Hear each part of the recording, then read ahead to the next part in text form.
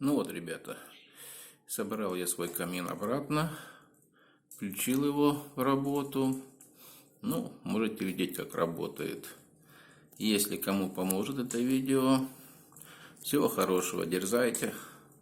Ничего сложного нет, просто нужно время, чтобы этим заняться. Ну, а то, что видео из нескольких частей, то тут уж извините.